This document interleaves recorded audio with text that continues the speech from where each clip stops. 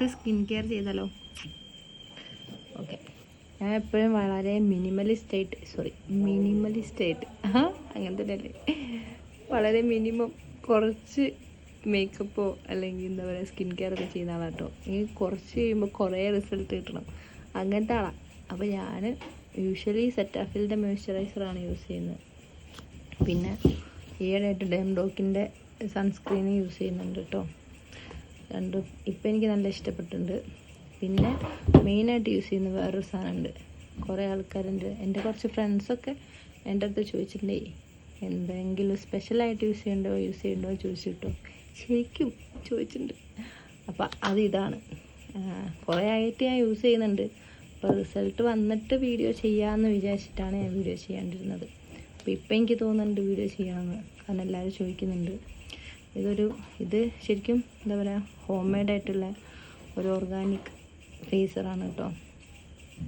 അപ്പം ഇതിന് സൈഡ് എഫക്ട്സോ കാര്യങ്ങളോ ഒന്നും തന്നെ ഉണ്ടാവില്ല. ഇതിൽ ആഡഡ് ആയിട്ടുള്ള കളറ്, പ്രിസർവേറ്റീവ്സ് അങ്ങനത്തെ സംഭവങ്ങളൊന്നുമില്ല. പ്യുവറായിട്ട് ഹൈജീനായിട്ട്, അല്ലെങ്കിൽ എന്താ പറയുക പ്യുവറായിട്ട് നാച്ചുറലായിട്ടുള്ള മറ്റേ സംഭവങ്ങളൊക്കെ വെച്ചിട്ട് ചെയ്യുന്ന ഒരു നാച്ചുറൽ സെറം, ഒരു പക്ക ഹോം മെയ്ഡ്.